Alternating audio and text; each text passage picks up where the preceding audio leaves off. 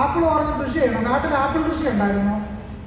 Ramayana സീരിയലിനകത്ത് apple ഇങ്ങനെ തട്ടത്തി വെച്ചിരുന്നതായിട്ട് കാണാം. അത് സീരിയലിൽ മാത്രമേ ഉള്ളൂ, തെറ്റിദ്ധരിക്കണ്ട. ബാബറും സംഘവും വന്നതിന് ശേഷം ഇന്ത്യയിൽ ആപ്പിൾ കൃഷി ആരംഭിച്ചത്. നമ്മൾ ആപ്പിൾ കൃഷിയുടെ ഒരു ചരിത്രം പരിശോധിക്കാം.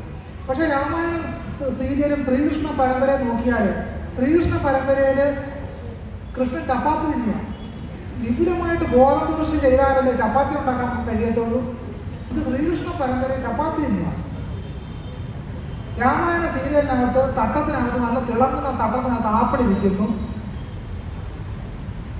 അന്ന് വനവാസത്തിന് പോയെങ്കിൽ രാമന് കാടിന് ആപ്പിൾ കൃഷിയായിരുന്നോ ജോലി? ആപ്പിൾ ഓറഞ്ചൊന്നും ഉണ്ടായിരുന്നില്ല.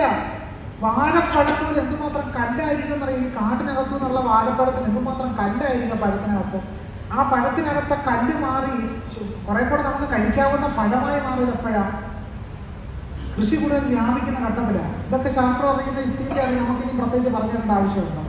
ഇല്ല. അന്നത്തെ അവസ്ഥയിൽ എന്ത് മാത്രമേ സാധ്യമാകുമായിരുന്നുള്ളൂ? കാട്ടിൽ പോയി വേട്ടയാടുക, മൃഗങ്ങളെ വേട്ടയാടി ചുട്ടു തിന്നുക. ഈസ്റ്റേണിന്റെ മസാലയൊന്നും ഇല്ലാത്തത് കാരണം, നിറവറയുടെ മസാലയൊന്നും ഇല്ലാത്തത് കാരണം വേറെ എന്തെങ്കിലുമൊക്കെ അരച്ചു പുരട്ടി ചുട്ടു തിന്നിട്ടുണ്ടാവാം. ഗ്രിൽഡ് ചിക്കനിലേക്ക് പരിവർത്തിക്കപ്പെട്ടിട്ടില്ല. മറ്റൊരു രൂപത്തിൽ ഗ്രിൽഡ് ചെയ്ത് കഴിച്ചു. അപ്പൊ ഇതൊന്നും മിസ്യൂസ് അല്ല. ബ്രാഹ്മണരെഴുതി ഉണ്ടാക്കിയത് മുഴുവൻ ആളുകളെ ചൂഷണം ചെയ്ത് ഉപയോഗിക്കുന്നതിന് വേണ്ടിയാണ്, യൂസ് ചെയ്യുന്നതിന് വേണ്ടിയാണ്. മിസ്യൂസ് അല്ല, യൂസ് ചെയ്യുന്നതിന് വേണ്ടി. ചാതുർവർണ്ണത്തിന്റെ അടിസ്ഥാനത്തിൽ മനുഷ്യരെ ശ്രേണീകൃതമായി തരംതിരിച്ച് ചൂഷണാധിഷ്ഠിതമായി യൂസ് ചെയ്യുക എന്ന് പറയുന്നതായിരുന്നു ബ്രാഹ്മണ്യത്തിന്റെ എക്കാലത്തെയും തന്ത്രം. അതിപ്പോഴും തുടർന്നുകൊണ്ടിരിക്കുകയാണ്. ഭൂതം ഉണ്ടായിരുന്നു. ആ ഭൂതത്തെ ബ്രാഹ്മണർ വന്ന് എന്താക്കി മാറ്റി? ശാസ്ത്രമാക്കി മാറ്റി. ഇങ്ങനെ കേരളത്തിലെ ദൈവങ്ങളെ എല്ലാം അടിച്ചു മാറ്റി. മാടനെ അടിച്ചു മാറ്റി, മറുതയെ അടിച്ചു മാറ്റി. ദേവപ്രശ്നം എന്ന് പറയുന്നത് ഇപ്പൊ വളരെ അടുത്ത കാലത്ത് നടക്കുന്ന സംഭവവികാസമാണല്ലോ ദേവപ്രശ്നം. അഷ്ടമംഗല ദേവപ്രശ്നം, അഷ്ടമംഗല താമ്പൂല പ്രശ്നം. ഇവിടുത്തെ ദളിതർക്കും ആദിവാസികൾക്കും ബഹുജനങ്ങൾക്കും ഇല്ലവർക്കും ഒക്കെ ഒരുപാട് കാവുകളും കുളങ്ങളും ഒക്കെ ഉണ്ട്. വീട്ടിലെത്തുന്ന ഒരു പ്രശ്നം നടക്കും, ഉടനെ ജ്യോത്സ്യരെ വരുത്തും. ജ്യോത്സ്യരെ അവിടെ നടക്കും. ജീവസംബാധകേശോ വേമൃതിരുകോ എന്റെ കേന്ദ്ര സംസ്ഥ കർപ്പാടം ഉത്തമാന സ്രോതം ചൊല്ലി നമ്മളെല്ലാം പേടിച്ച് നിറച്ചു. ഉടനെ ഒരു നമ്പൂതിരിയെ കൊണ്ടുവന്നു, പൂജ ചെയ്യിക്കുന്നു. ദളിതരുടെ ആദിവാസിയെല്ലാം ദൈവം പിറ്റേ ദിവസം ആരും പൂജിക്കണമെന്നായി? ബ്രാഹ്മണൻ പൂജിക്കണമെന്നായി.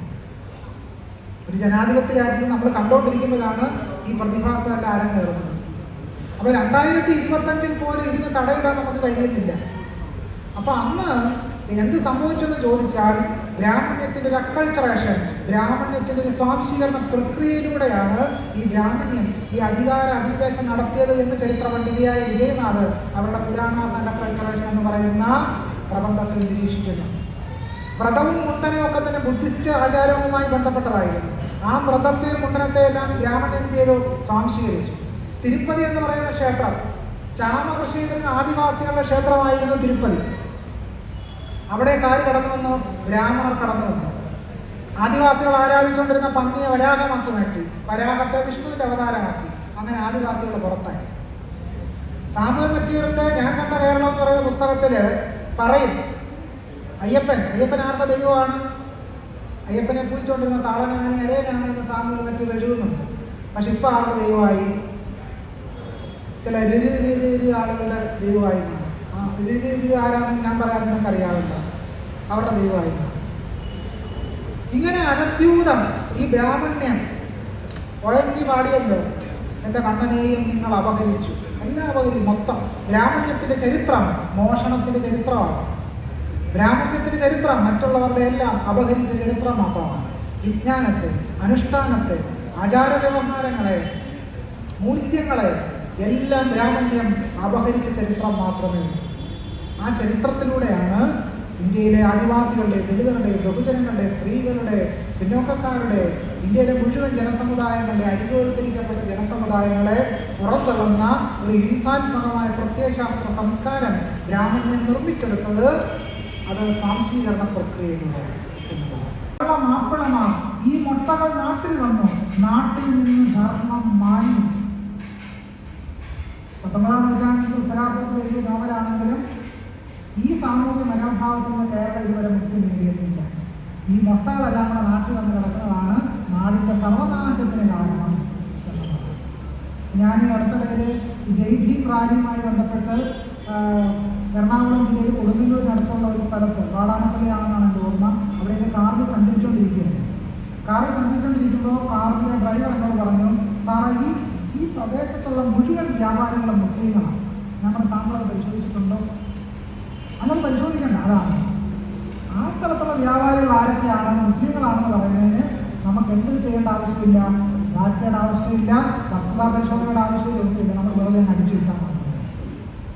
അതാണ് ഇവിടെ കുബേര കമ്പനിയുടെ വാക്കുകളിൽ നിന്ന് പുറത്തു വരുന്നത്. ആരാണ് കള്ളമാപ്പിളമാർ? ഈ മുട്ടകൾ നാട്ടിൽ വന്നു, നാട്ടിൽ നിന്ന് ധർമ്മം മാഞ്ഞു. ഏത് ധർമ്മം മാഞ്ഞതിനെ പറ്റിയാണ് പറയുന്നത്? സനാതന ധർമ്മം മാഞ്ഞതിനെ പറ്റിയാണ് പറയുന്നത്. സനാതന ധർമ്മം മാഞ്ഞതിനെ പറ്റിയാണ് ഇവിടെ സൂചിപ്പിക്കുന്നത്. രാജാവ് ഈ മ്ലേച്ഛനാകൊണ്ടാണ് നമുക്കൊക്കെ വിഷമം. അവന് ബ്രാഹ്മണനും ചണ്ടാളനും വ്യത്യാസമില്ല. കുറ്റം ചെയ്തവരെ ജാതിക്കാരനായാലും ശിക്ഷ ഒരുപോലെ തന്നെയാണ്. പണ്ടത്തെ കാലം എത്ര നല്ല കാലമായിരുന്നു. എന്താണ് പണ്ടത്തെ കാലം എത്ര നല്ല കാലമായിരുന്നു. ഇന്നും തിരുവനന്തപുരത്ത് വളരെ ഭേദമാണ്. ഒരു ബ്രാഹ്മണൻ ഉൾപ്പെട്ട് വരുന്ന കാര്യത്തിൽ മനുസ്മൃതിയിലുള്ള ശിക്ഷാ നിയമം പോതു കേട്ടോളൂ. 2 വരികളാണ് ശ്രദ്ധിക്കേണ്ടത്. രാജാവ് ഈ മ്ലേച്ഛനാകൊണ്ടാണ് നമുക്കൊക്കെ വിഷമം. കാരണം ആരാണ് ഭരണത്തിലിരിക്കുന്നത്? ബ്രിട്ടീഷ് ഭരണം. അപ്പൊ അതുകൊണ്ട് ഈ ബ്രാഹ്മണരുടെ എല്ലാ ഇച്ഛകളും അങ്ങനെ കൊണ്ട് നടക്കുന്നില്ല. പറഞ്ഞു ഇവര് ആദിവാസികളൊക്കെ വിദ്യാഭ്യാസമായിട്ട് മുന്നോട്ട് വന്നു. യേശുദാസൻ എന്ന് പറയുന്ന ആള് ജഡ്ജിയായി. ഇങ്ങനെ ഒരുപാട് സാമൂഹ്യമായിട്ട് ഒരു തീയതി ജഡ്ജിയായിട്ട് മാറുന്ന പ്രക്രിയ നടക്കുന്നുണ്ട് ബ്രിട്ടീഷ് മലബാറിൽ. ഇതൊക്കെ എന്തുകൊണ്ടാണ്? തിരുവിതാംകൂർ എന്ന് പറഞ്ഞ ഹിന്ദു രാജ്യത്തിനൊന്നും നടപ്പിലുണ്ടായിരുന്നില്ല. പക്ഷെ ബ്രിട്ടീഷ് മലബാറിൽ ഇതൊക്കെ നടന്നു. അവന് ബ്രാഹ്മണനും ചണ്ടാളനും വ്യത്യാസമില്ല. ആർക്കെന്തിനാണ് വ്യത്യാസമില്ലാത്തത്? ബ്രിട്ടീഷ് കൊളോണിയൽ ഭരണത്തിന് മുമ്പിലാണ് വ്യത്യാസമില്ലാത്തത്. അതാണ് ആരെ അലവസരപ്പെടുത്തുന്നത്? അതാണ് ബ്രാഹ്മണ. അതുകൊണ്ട് ഇത് അധ്യാപന നിയമനത്തിൽ ഭീകരമായ രീതിയിലുള്ള സംവരണ അട്ടിമറി. അതിന് കേരളം 1ാം സ്ഥാനത്ത് സംവരണ അട്ടിമറിയാണ്. അതിന് പോസ്റ്റ് ഡോക്ടർ ഫെലോഷിപ്പ് കൊടുക്കണം ചില മഹാന്മാർ. ആ രീതി അബ്ദുൽ പരിപാടിയുടെ പഠനം സൂചിപ്പിക്കുന്നു. ഇന്ത്യൻ സർവകലാശാലകളിലെ 97% തസ്തികകളിലും സവർണരാണ്. മാനവഭൂഷേഷ മന്ത്രാലയം പാർലമെന്റിൽ വെച്ച കണക്ക് സൂചിപ്പിക്കുന്നത് ഇന്ത്യൻ IIT-കളിലെ 6049 അധ്യാപക തസ്തികകളിൽ 121 പേര് ഒഴിച്ചാൽ ബാക്കി മുഴുവൻ സവർണരാണ്. അപ്പൊ ഒരു കാലത്ത് നാട്ടിൽ മഴ പെയ്യാത്ത കാരണമാണെന്ന് പറഞ്ഞുകൊണ്ട് ദളിത ജനവിഭാഗങ്ങൾക്ക് വിദ്യാധികാരം നിഷേധിക്കുകയും അവരെ പുറന്തള്ളുകയും ചെയ്തൊരു വ്യവസ്ഥാക്രമം സൃഷ്ടിച്ചിരുന്നു. പുതിയ കാലത്ത് പുതിയ ചില വ്യവസ്ഥാക്രമങ്ങൾ സൃഷ്ടിച്ചുകൊണ്ടിരിക്കുന്നു. ഇനി എന്താണ് സാഹിത്യ അക്കാദമിയുടെ അധ്യക്ഷനായിട്ട് ദളിതനുണ്ടാവുക? സാഹിത്യ അക്കാദമി നിലയിൽ വന്നത് ഇത്രയും വർഷങ്ങളാണ്. എല്ലാവരും പുരോഗമനകാരികളാണ്. പക്ഷെ ഇതുവരെ ഒരു ദളിതർക്കും ആ കസേര ഇതുവരെ പ്രാപ്യമാണ്. നിങ്ങൾ സാഹിത്യ അക്കാദമി ചെല്ലുമ്പോൾ ഇതുപോലൊരു ഹാളിൽ കുറേ ഫോട്ടോകൾ, ആ ഫോട്ടോയൊക്കെ നോക്കണം. മുമ്പ് ഏതാനും ദിവസങ്ങൾക്ക് മുമ്പ് കൊടിക്കുന്നിൽ സുരേഷ് ഒരു പ്രസ്താവന പറയുന്നു. KPCC പ്രസിഡന്റിന്റെ അധ്യക്ഷ പദവിയിൽ ഒരു ദളിതരുടെ ഫോട്ടോ പോലും അധ്യക്ഷ കാര്യാലയത്തിൽ ഇല്ല എന്ന്. സാഹിത്യ അക്കാദമിയുടെ കാര്യത്തിൽ ഇല്ല.